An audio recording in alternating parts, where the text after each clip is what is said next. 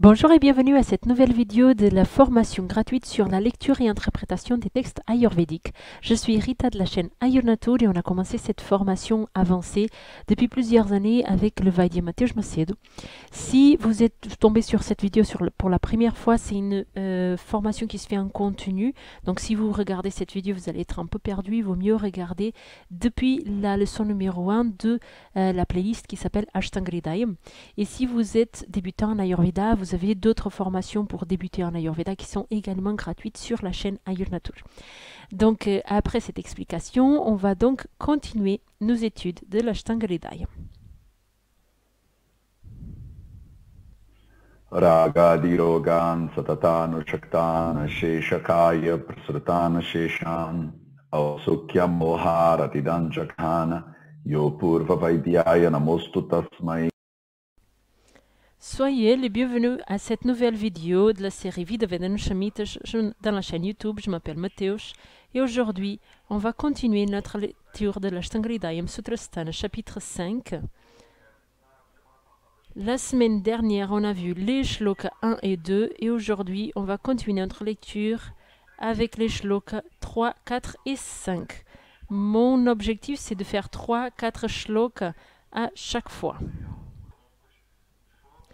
Donc, on va commencer. Chapitre. Donc, je vais mettre ici plus grand. Donc, on est dans le chapitre 5 de l'Ashtanga Hridayam Sutrasthana.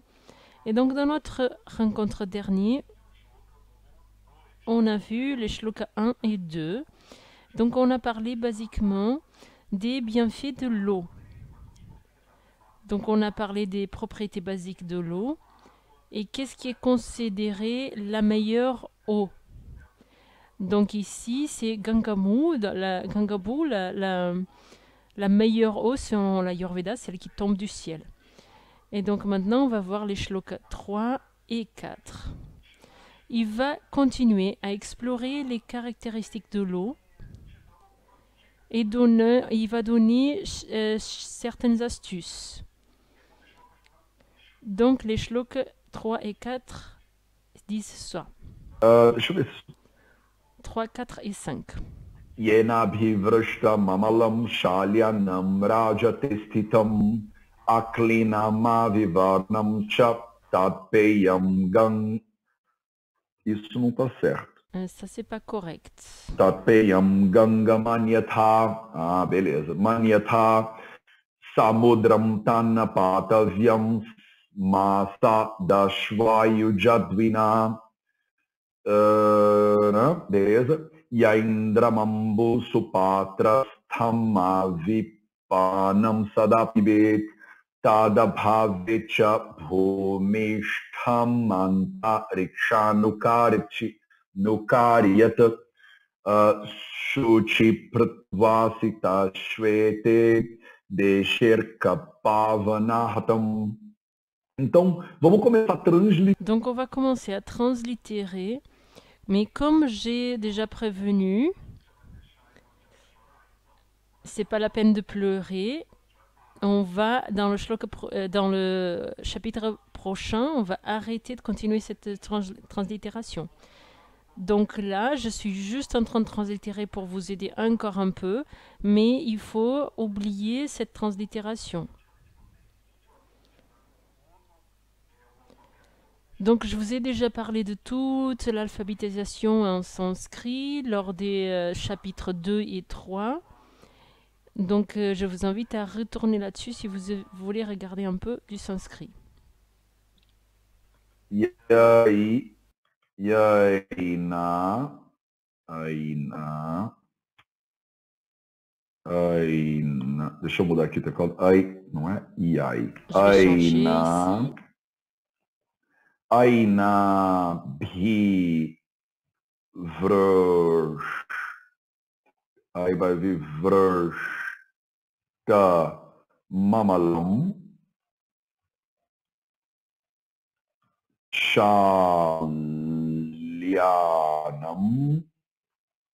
rajate hitam. Rajate hitam. Aklinamavivarnam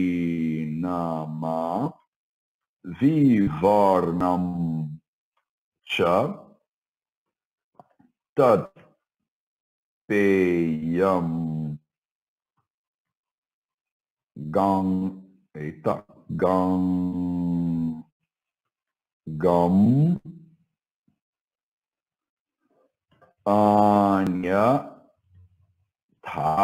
anyatha. Isso aqui, na verdade, no original. En réalité, ici, ça, dans l'original, ce shloka ici, il finit là. Ils ont séparé, parce que cette séparation, elle est réalisée, je vais le prendre ici parce qu'il est à côté, dans ce Samhita ici. Dans cette édition du Samhita, dans les commentaires, ils divisent. Donc, au milieu des shlokas, ils divisent selon les thèmes, parce que les deux commentaristes, ils vont diviser pour ajouter les commentaires qu'ils ont à dire. Mais en réalité, cette partie, elle fait partie du shloka là-haut. Donc, vu que les commentaristes, ils ont divisé, moi, je divise aussi. Parce que je suis en train de me guider par une version qui est commentée. Gangamanyata. Mudram. É porque ele mudou de assunto, entendeu? Il a Ele mudou changé de de assunto. thème, Agora en ele está fait. falando de outra coisa Il parlait d'une do que ele chose et estava falando maintenant, antes. il Então, est en train de parler d'autre chose. Donc, les commentaristes, ils ont séparé ça. On va comprendre ça par la suite. Donc, ils sont en train de spécifier une autre thématique. Patavyam. Samudram Tana Patavyam Masa Dashva Yujatwina. Beleza. Ah, o Anyatá faltou eu botar. 3, shloka numéro 3.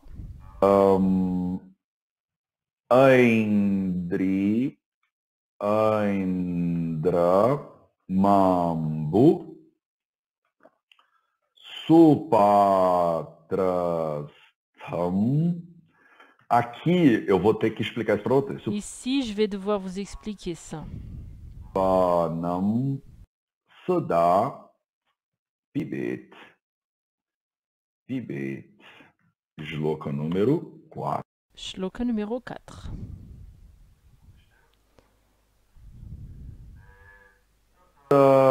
Bhave cha bhumi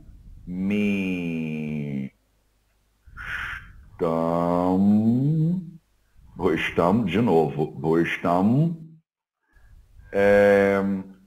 anta Bhustam anta Antarika Shah Nukariyat. Nukariyat, ou às vezes pronunciado Nukariyata. Parfois c'est prononcé Yankaryata. Shuchi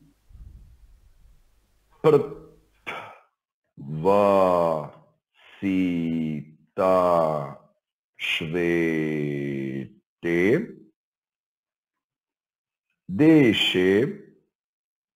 Desher Pavana Hatam. Número 5. Shloka numéro 5.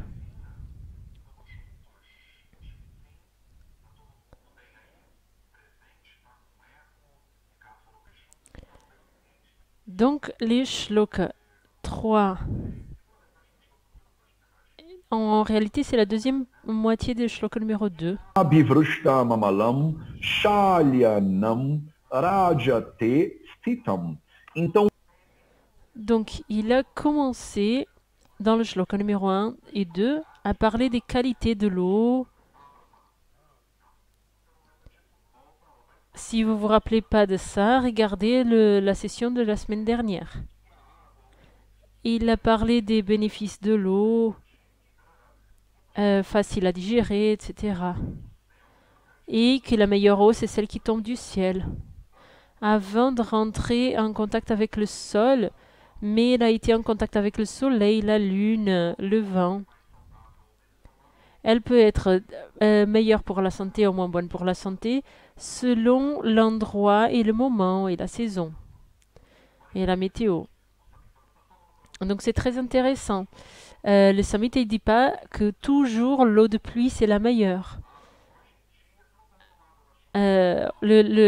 On peut dire que le Samhita il est désactualisé parce qu'aujourd'hui on ne peut pas prendre l'eau de pluie.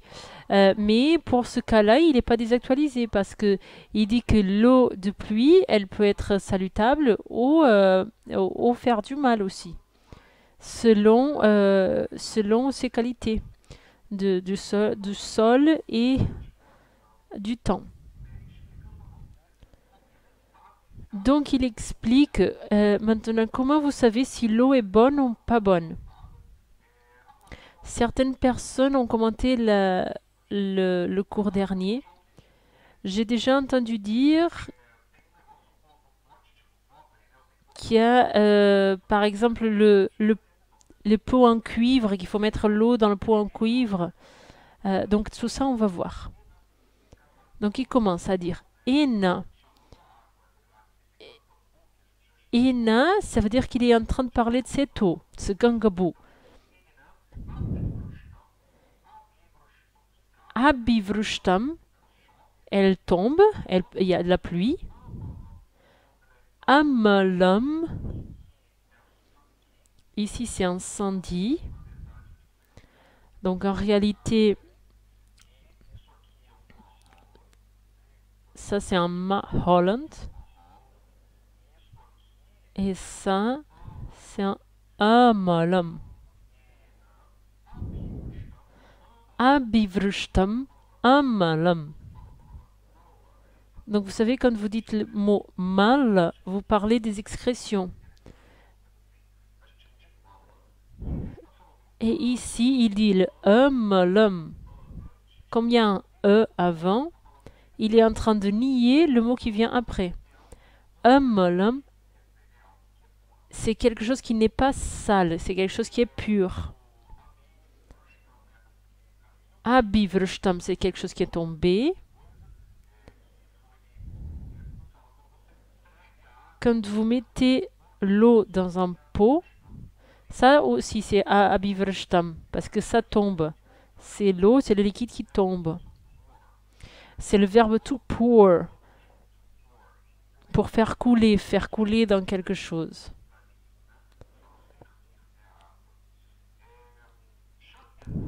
Shalyanam.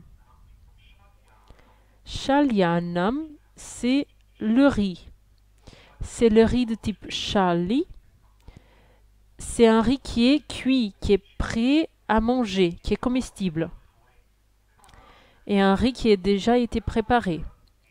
Rajate, c'est l'argent, la matière argent. Rajate, c'est une conjugation verbale en sanskrit. Ça veut dire dans l'argent.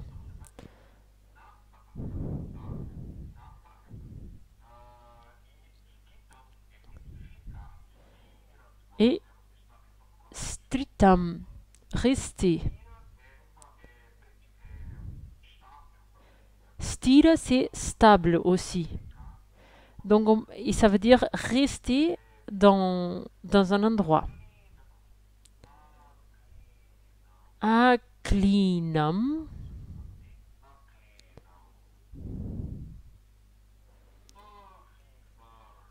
Avivaranam. Aklinam.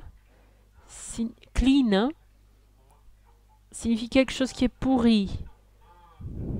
Donc, aklinam, c'est la négation de ça. Donc, c'est quelque chose qui n'est pas en train de se décomposer. Klina, c'est quelque chose de pourri, quelque chose qui est en train de se décomposer.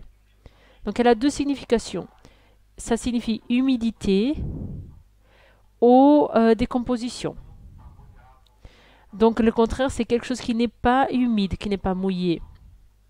Il y a aussi quelque chose qui n'est pas en train de se décomposer. Vivaranam. Il y a beaucoup de significations pour Vivaranam. Mais Varana signifie la couleur. On parle aussi de luster, comme on parle de la peau. Donc Vivarana signifie quelque chose. Comment on dit ça?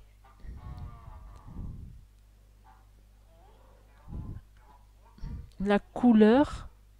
La couleur, elle change et elle change pas. Est-ce que ça fait du sens? La couleur est en train de se modifier. Avivarana signifie que la couleur n'a pas changé. Je vais essayer de réfléchir pour vous donner un exemple. Donc, par exemple, vous préparez un repas et ce repas, il change de couleur quand vous cuisinez. Et un autre repas, il ne change pas de couleur. Avivaranam, c'est quand ça ne change pas de couleur. Donc là, on a les doubles négatifs. J'espère que ça soit clair pour vous. Après, je vais synthétiser tout ce qu'on est en train de dire là.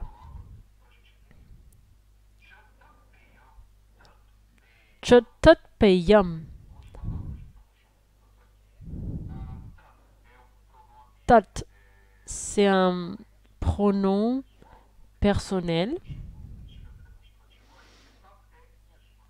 Tat, c'est ceci. Et peyam signifie quelque chose que vous buvez. La racine, c'est pe. Donc la racine pe, ça donne origine au mot peyam. Donc quand on parle de peyavile, puis toutes ces choses-là, pour ceux qui sont dans l'Ayurveda, ça vient de là. Donc on parle de boire. Paye, c'est pas toujours le riz cuisiné avec de l'eau, etc. On va arriver là un jour. Mais paye, ça vient de la racine pe. Pe, c'est la consonante labiale. Donc quand on dit pe, vous rejoignez les deux lèvres et vous utilisez mahaprana. Pe. Et quand vous buvez, vous faites la même chose. Donc quand vous utilisez ce pe, c'est peut-être de là que ça vient le pe.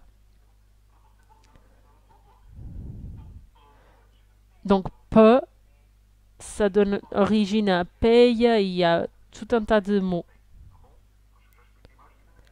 Donc je pense que j'ai déjà expliqué plus que ce que j'aurais dû, ceci. Et Gangam, on a déjà parlé, signifie c'est relationné avec le ciel.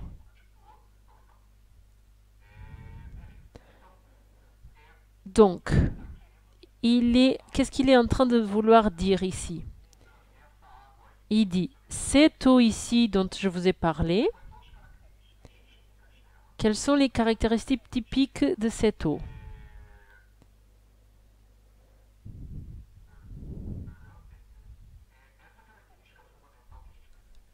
La caractéristique principale qu'on doit comprendre ici, elle n'est pas très pratique. Pourquoi elle n'est pas pratique? Parce qu'on ne va pas faire ça à la maison. C'est laisser l'eau rajater dans un récipient d'argent. Donc mettre l'eau dans un récipient d'argent et laisser cette eau avec Shalyanam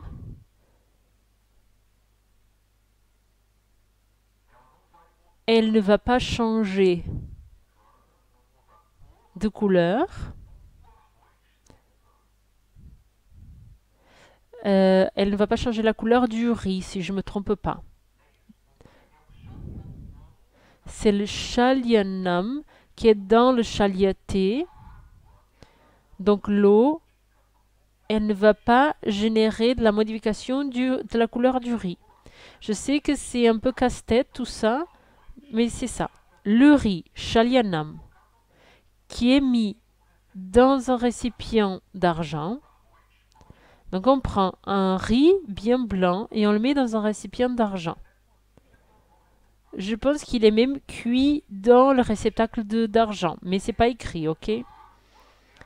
Et donc cette eau, elle va pas générer un changement de couleur et elle ne va pas dégrader le riz dans ce réceptacle d'argent. Donc c'est comme si c'était un test de laboratoire pour tester la qualité de l'eau. Aujourd'hui, on a plein de tests pour vérifier la qualité d'eau. Ça, c'est peut-être le test qu'il faisait à l'époque. Donc, je pense qu'il prenait un chal et un riz normal. Il mélange cette eau avec le riz et ils attendaient de voir qu'est-ce qui se passait avec le riz. Si cette eau laisse le riz clean, si elle laisse le riz qui change de couleur et que change de qualité. Donc si cette eau, elle ne change pas la couleur du riz et qu'elle n'abîme pas le riz, ça, c'est l'eau qui est bonne pour boire, potable si on peut dire comme ça. Ça, c'est la logique. Il vient de nous présenter un test de diagnostic pour évaluer si l'eau dont on est en train de parler est potable ou pas. Donc quand on demande quelle est la meilleure eau, et donc on dit la meilleure eau c'est l'eau de la pluie, mais ça dépend de l'endroit et de l'époque. Donc comment est-ce que je sais si dans la région où j'habite l'eau de la pluie elle est bonne ou pas? Vous pouvez faire par exemple ce test là. Donc là il continue. Anyata, le contraire. Samudram Tana, Patavyam, Masada, Ashwayuja, Duina. Donc je vous ai dit plus ou moins comme vous pourriez faire le test de l'eau et du contraire,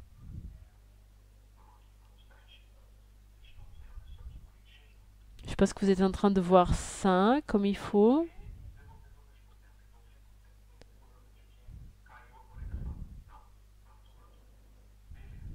Je suis juste en train de vérifier une chose.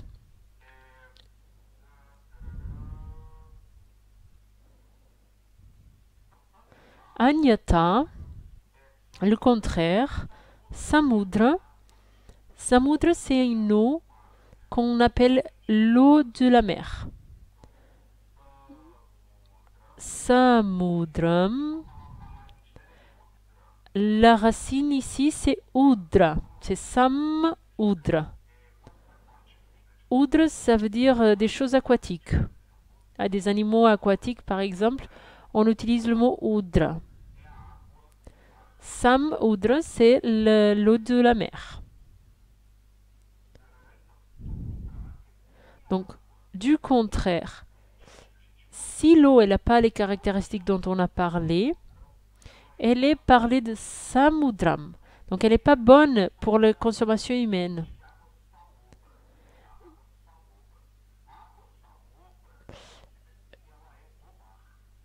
Donc, c'est une eau qui n'est pas bonne pour la consommation et c'est pas toujours l'eau de la mer, en fait.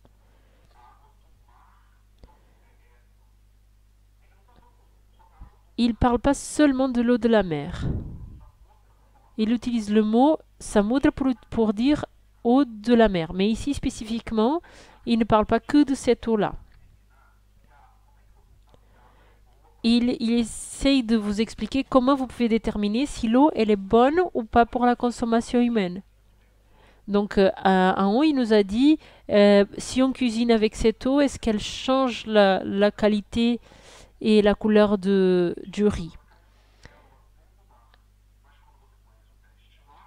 Donc, par exemple, si on fait ce test-là avec une eau qui vient du ciel et pas de la mer, et que ça change la couleur du riz ou la qualité, cette eau, elle n'est pas potable non plus, elle n'est pas salutaire non plus. Donc, il y a une distinction à faire entre l'eau de la mer qu'on appelle samoudra et l'eau qui n'est pas propre pour la consommation qui s'appelle aussi samoudra. Donc l'eau de la mer, elle n'est pas bonne pour la consommation non plus, donc ça fait le double emploi. Et il utilise le mot anyata.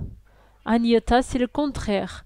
Donc si l'eau, elle ne respecte pas les règles qu'on vient de dire là-haut, dans ce test du pot d'argent, ben là, elle est propre pour la consommation. Donc il dit ça très clairement. Tat, ce tan, en réalité c'est en tat, na, tat na pataviam. Pataviam, c'est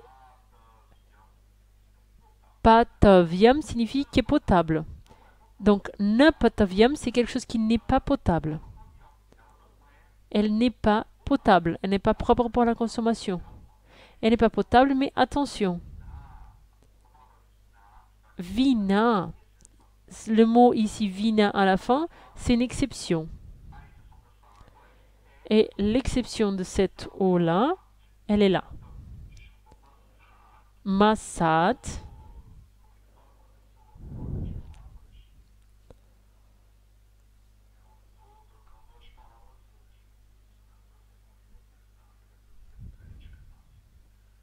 Masat. Ashvayuja. Jat. Vina. Donc ce Samastapada ici, il est en train de dire que le Masat, Ashvayujat, Vina. Vina, c'est l'exception de la règle qu'on vient de voir. Donc c'est l'eau qui a été bénédictée, bénie, l'eau qui a été bénie. Et Vayujat, c'est un mois qui va tomber entre septembre et octobre. Donc dans ce mois de septembre-octobre, il y a des étoiles spécifiques dans le ciel indien qu'on appelle Agastya. Donc ça se croit dans la tradition védique que cette étoile Agastya a une propriété de nettoyer, de purifier les eaux. Donc Masat Ashvayujat, dans ce mois-là, entre septembre et octobre, vous pouvez prendre cette eau-là. Elle n'est pas samoudra, parce que cette étoile-là spécifique, elle vient faire une purification de l'eau. Donc vous prenez cette eau, elle ne passe pas forcément le test du pot d'argent,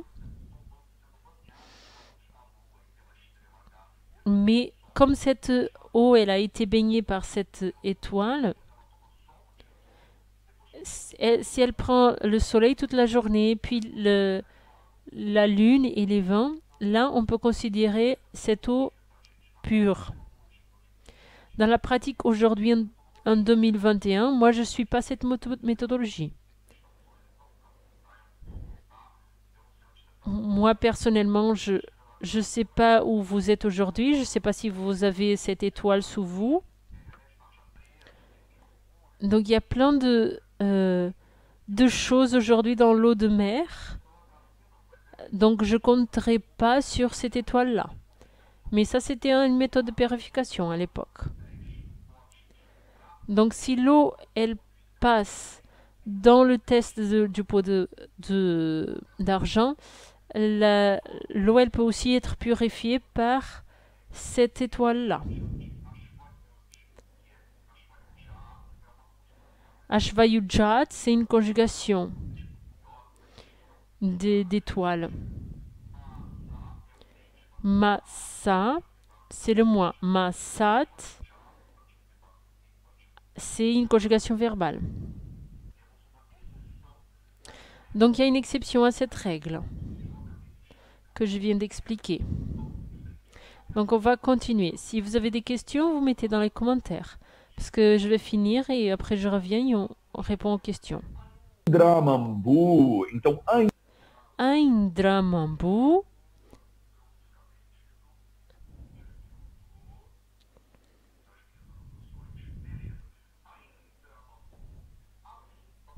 na Indramambu, Supatra,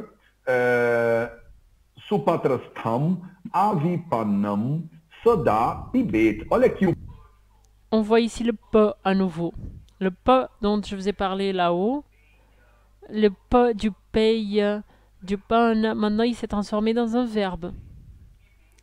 Pibet, c'est le verbe boire, conjugué. Donc il donne un conseil. Donc ça crée une forme verbale. C'est comme si je disais, en anglais ils disent you should, vous devez. Et ici c'est comme s'il disait ça.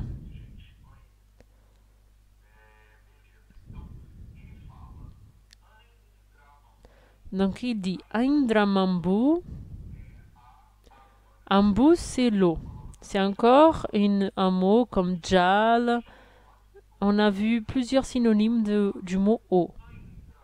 Indramambu, c'est l'eau qui n'a pas.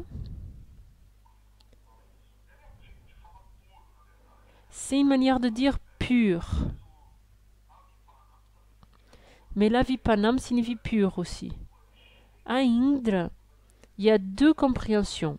Indra, déjà c'est le même style de Ganga. On parle des ciels, des dieux.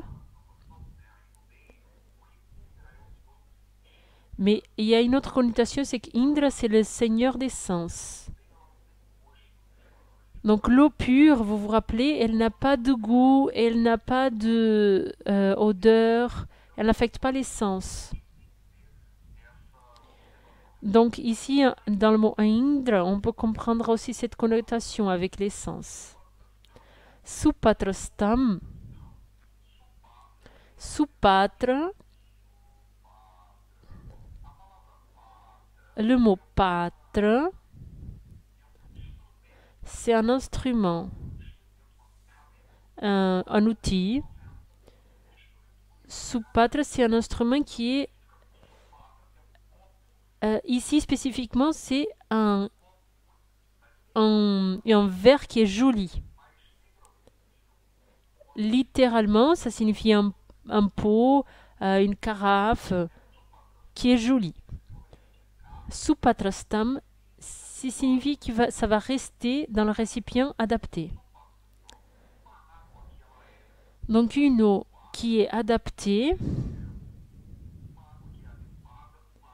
une eau qui est tombée du ciel, qui n'est pas polluée, tout ce qu'on a dit auparavant. Et supatrastam, elle doit rester dans un contenant qui est joli, qui est bon.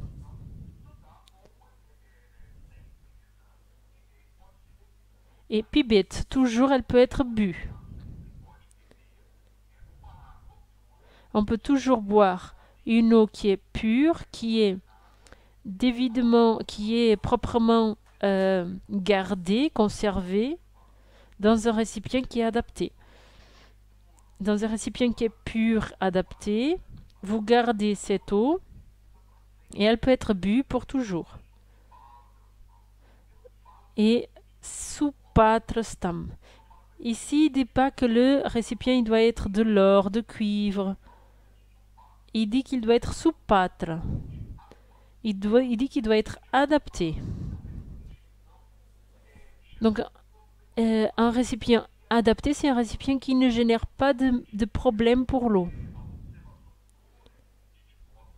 Donc ça, c'est intéressant. Donc tout le monde me demande, est-ce qu'il faut garder l'eau dans un récipient de cuivre? Et donc je suis obligée de vous dire, vous devez faire attention avec la question du récipient de cuivre.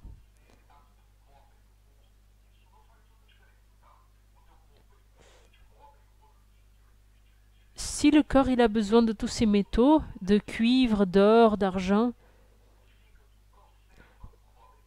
mais quand il n'a pas besoin, le foie il va métaboliser ça et après ça va excréter sous forme de bile.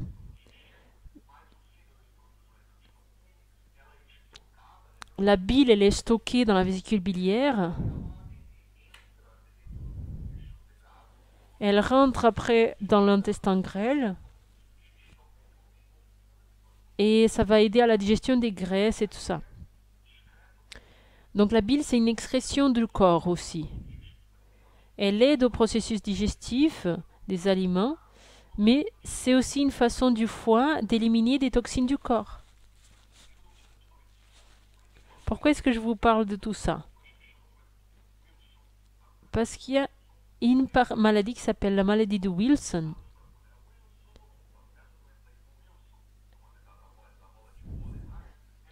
C'est une maladie où la personne, elle n'arrive pas à éliminer l'excès de cuivre du corps dans la bile. Elle n'arrive pas à éliminer l'excès de cuivre dans la bile.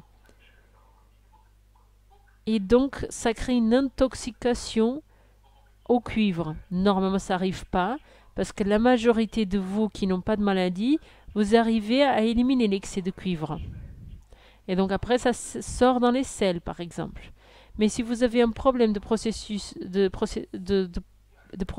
du cuivre dans votre organisme, ça peut donner des problèmes.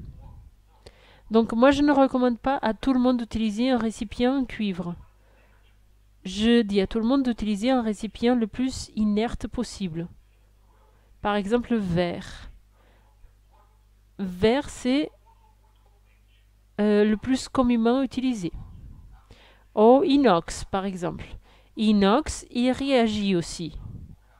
Mais avec de l'eau fraîche, ça ne réagit pas. Mais quand on cuit, l'inox, il donne aussi des libérations de minéraux. C'est pas très problématique, mais il y a quand même de la libération. Mais le verre, c'est un très bon récipient pour l'eau. Le cuivre, il peut être problématique si la personne a des problèmes. Donc, dans le cas spécifique de maladie de Wilson, c'est complètement contre-indiqué. Donc, l'Ashtangreda, il ne dit pas ici qu'il faut que ce soit le cuivre. Il dit que le récipient, il doit être adapté. Bon. Donc, cette eau qui est pure, elle doit être armazenée, doit être gardée dans un récipient propre, adapté. Et après, il continue avec ses observations. Então, tat abhave.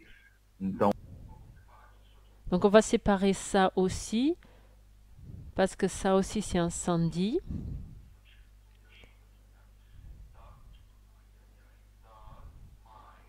Tad plus abhava cha bhumistam antariksha nukariyat. Bhuishtam, c'est le plus de tous. Antariksha,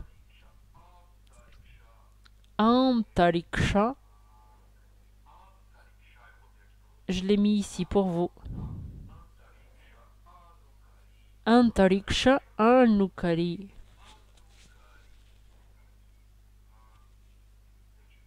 Anukari signifie quelque chose qui est en train de simuler, ou qui imite, ou qui simule.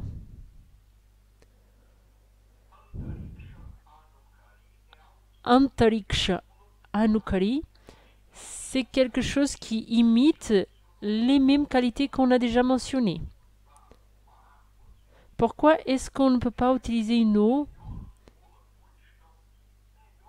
qui est le plus semblable avec ces eaux là-haut?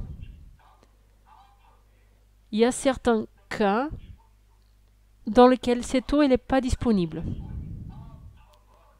Donc, dans ce cas où cette eau-là, abhava, elle n'existe pas,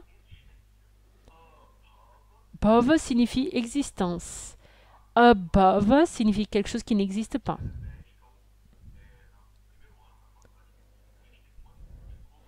On a un an entier de philosophie quand on étudie l'Ayurveda à l'université. Donc, abhav, que dans ce cas ici signifie abhavé, signifie quelque chose qui n'existe pas. Donc, cette chose-là qui n'existe pas, vous allez chercher quelque chose qui va être le plus proche de ça. Donc si vous n'avez pas cette eau merveilleuse, parfaite, qui tombe du ciel, qui n'est pas polluée, qui n'a pas transformé le riz dans ce réceptacle, ou vous l'avez gardé dans ce réceptacle parfait, et si ça, c'est pas disponible pour vous, vous allez chercher le plus proche possible de cette eau-là. Vous allez chercher le plus proche possible. Shuchi. On a déjà vu ce mot chuchi. Dans le chapitre 1, on parle des 4 jambes du traitement ayurvédique. Il parle du bishak, le médecin. Il doit être propre. Il doit avoir une bonne hygiène. Et les assistants du médecin doivent être aussi chuchi. Donc c'est la pureté.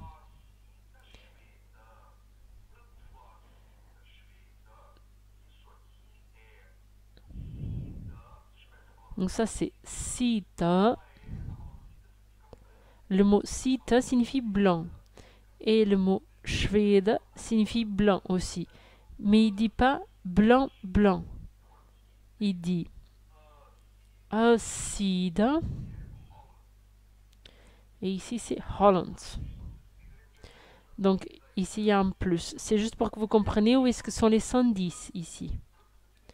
Vrut signifie un terrain. Vous devez chercher. Donc cette eau, elle n'existe pas. Donc vous devez chercher le plus semblable possible.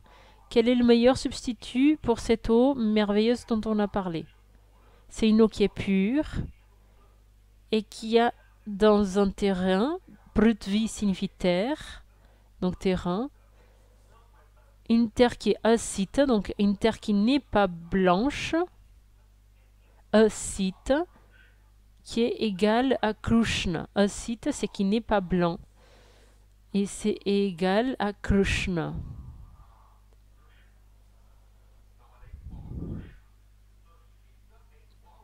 Asita est égal à Krishna. Sita signifie blanc, pur, cristallin. Et ça, son inverse signifie noir. Asita signifie Krishna. Donc Krishna signifie noir. Et donc le dieu Krishna signifie la même chose. Krishna, le dieu Krishna signifie noir. On dit Krishna. Krishna, Krishna, c'est ça. Vous qui étudiez sanskrit, vous pouvez trouver que le nom du dieu, il serait Krishna. Mais ce n'est pas ça. Le nom du dieu, c'est pas Krishna, c'est Krishna. Et Krishna signifie noir. Donc Krishna, c'est un dieu qui est appelé noir. C'est comme le dieu, la déesse Kali. C'est des dieux qui sont nommés par la couleur qu'ils ont. Donc Asita, Shveta signifie blanc. Et c'est aussi un synonyme du semen masculin, à cause de sa couleur blanche. Donc je suis en train de spécifier un peu le Dhanvagri et les sanskrit ici. C'est pour ça que vous devez voir cette vidéo plusieurs fois. Donc si vous n'avez pas cette eau parfaite, idéale qu'on a vue auparavant, vous pouvez chercher une eau qui est pure, qui vient d'un terrain qui est blanc et noir. Pourquoi est-ce que le terrain il doit être blanc et noir? Pour avoir une variété du sol. Si le sol il est que blanc, les minéraux ils vont prédominer d'un style, et si c'est que noir, ça va prédominer d'un autre. Donc l'idée, c'est que ça soit varié. Donc une rivière, par exemple, on va chercher cette topographie où la terre elle est blanche et noire.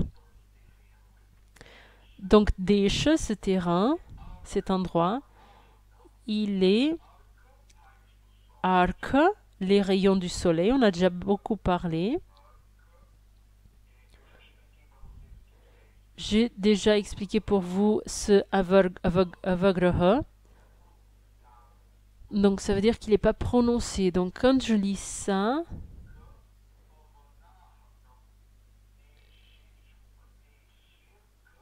Pavanahatam. Kapavanahatam não é deixe kapavanahatam. Você não on ne prononce pas le E. Et parce qu'on ne prononce pas, on met ce S qu'on appelle avagreha. Ça indique au lecteur que là, il y a une voyelle E qui ne doit pas être prononcée. Mais je sais qu'il y a. Donc je sais ici que le mot il est urk. Urk signifie les rayons solaires. Pavana signifie le vent.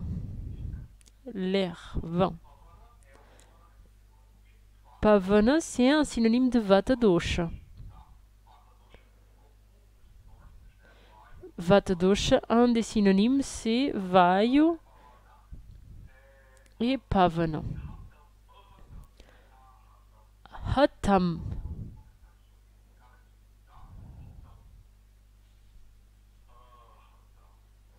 Hatam. Ahatam est différent de ahata. Ahata est différent de hahata. Donc si avant la voyelle il y a un E, aussi un A. J'ai déjà expliqué. Donc ça c'est un double négatif. Je vais vous expliquer. Quand vous mettez un E avant le mot, il nie la signification du mot.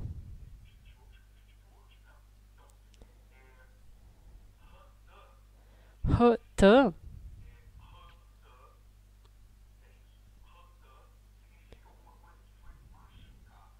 Hota signifie quelque chose qui a été affecté.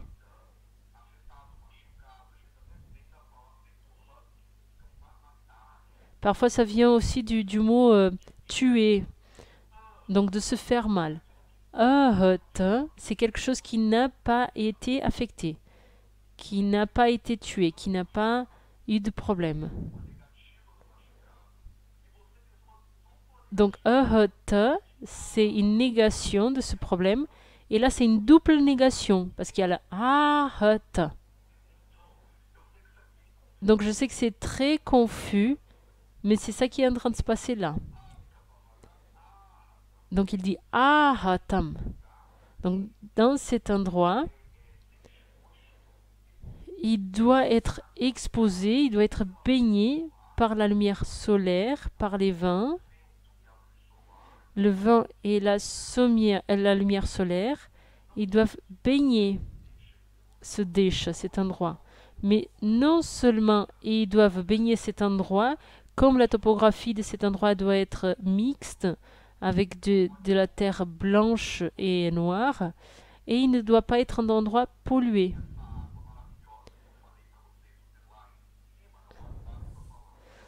Donc, si vous n'avez pas cette eau magnifique, merveilleuse, si elle n'existe pas, quelle est le meilleur, la solution meilleure? C'est l'eau de cet endroit qui est le plus proche possible de l'eau pure. On va prendre cette eau dans un endroit qui est baigné par le soleil, qui a le vent, qui a une topographie blanche, noire, variée, minérale, intéressante. Donc vous voyez que le trou, il est de plus en plus bas. J'espère que vous soyez toujours là avec moi. Donc j'enlève ici tout ce que je vous ai montré. Parce que sinon, le moment où je vais lire ça, je vais me tromper. Je vais devoir corriger.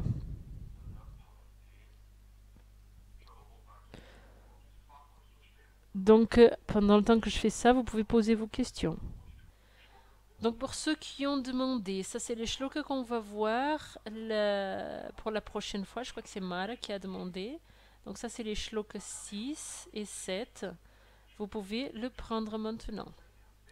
Donc, c'est ça qu'on doit étudier pour la prochaine fois. Donc, ça c'est les shlokas qu'on va translittérer. Donc, la prochaine fois, shlok 6, 7 et 8 translittérés. Vendredi et lundi, c'est les jours où il faut s'arrêter et pendant 20 minutes revoir les notions. Vous pouvez voir la moitié du vidéo vendredi et l'autre moitié lundi si vous voulez. Mais si vous ne faites pas de révision, vous allez être perdu. Et l'autre devoir, c'est de s'arrêter tous les jours 1 minute et lire ces shlokas-là et le lire. Donc je vous ai déjà expliqué un petit peu comment vous pouvez faire cette lecture en divisant le shlok, mais c'est important de le faire. Question, Mara, dans mon commentaire, il dit que ça laisse pas le riz humide. C'est ça, mais en fait, ce mot, il veut pas seulement dire humide, il peut aussi signifier pourri. Et moi, je préfère la signification de pourri, parce que là, on comprend que cette eau, elle est en train de créer un problème au riz. Question de Robson. L'eau, elle doit être toujours inodore, incolore et insipide. Oui, oui, elle doit toujours être inodore, incolore et insipide. Ici, ils disent que vous ne sentez pas le goût de l'eau.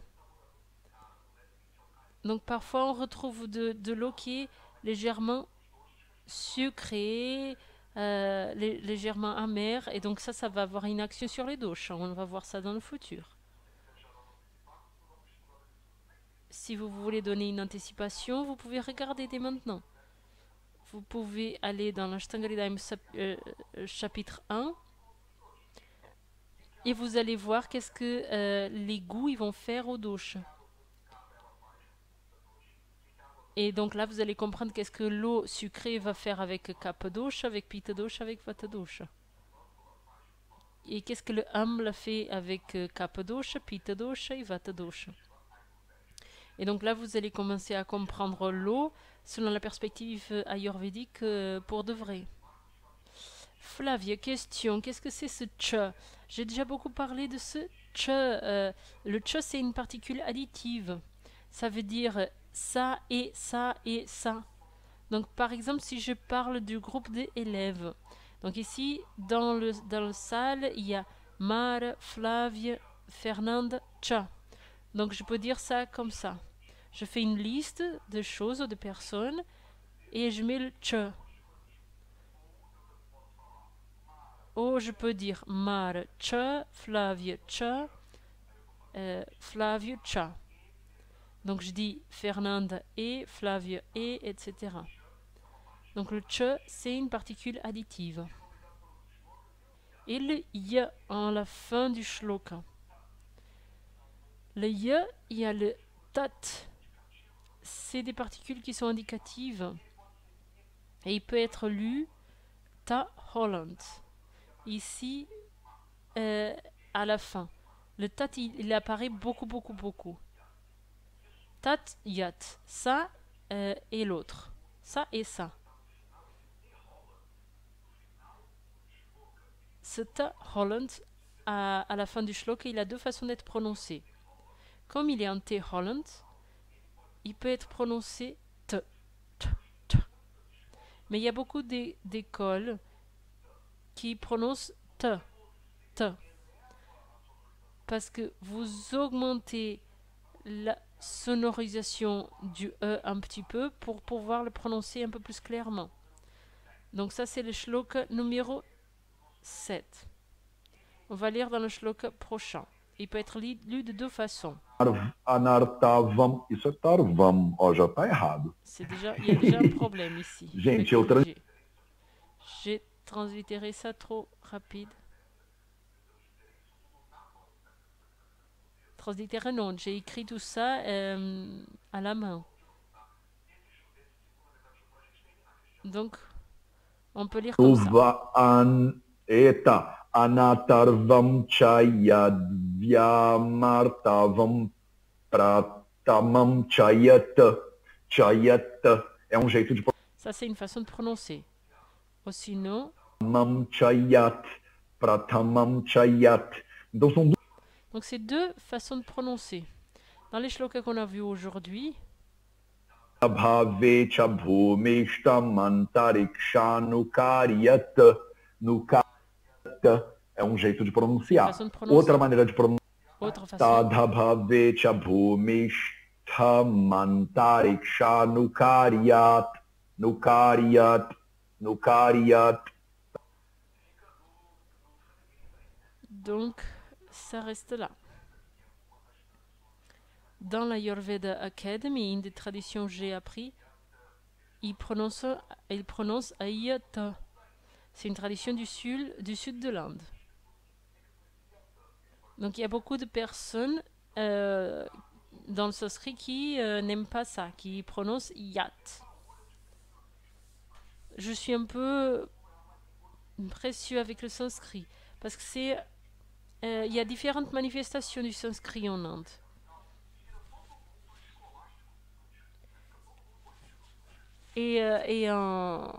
Dans ce monde, il y a beaucoup de personnes qui sont toujours en train de corriger le sanskrit. C'est pas comme ça, par exemple, c'est pas yoga, c'est yoga, c'est comme ci, comme ça qu'on dit. Mais sanskrit, on est tous des débutants. Et je n'aime pas ce genre de discussion sur le sanskrit, sur la prononciation. Je pense qu'on est tous des débutants et on doit baisser un petit peu notre orgueil pour le reconnaître. Il y a beaucoup de personnes qui prononcent mal Samhita aussi. À la fin du mot Samhita, il y a un A long. Donc en fait, il faudrait le prononcer Charaka Samhita.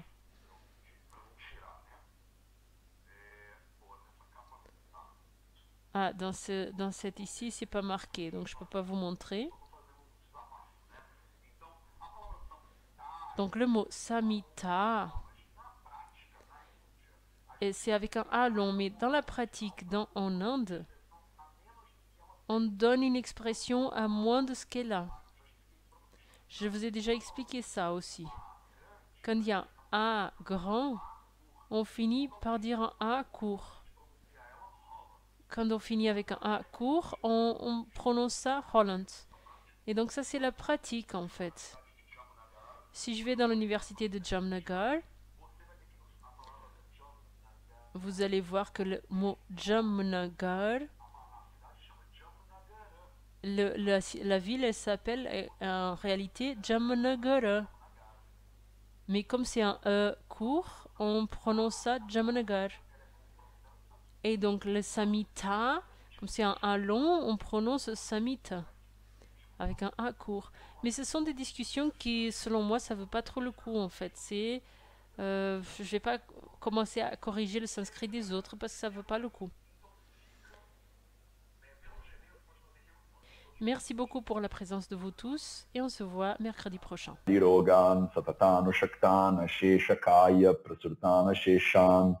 Autsukya moharati danjakhana yo purva vaidyaya namostu tasmai bhishajam sadhu vritanam bhadramagamashalinam abhyasta karmanam bhadram bhadram bhadrabilashinam.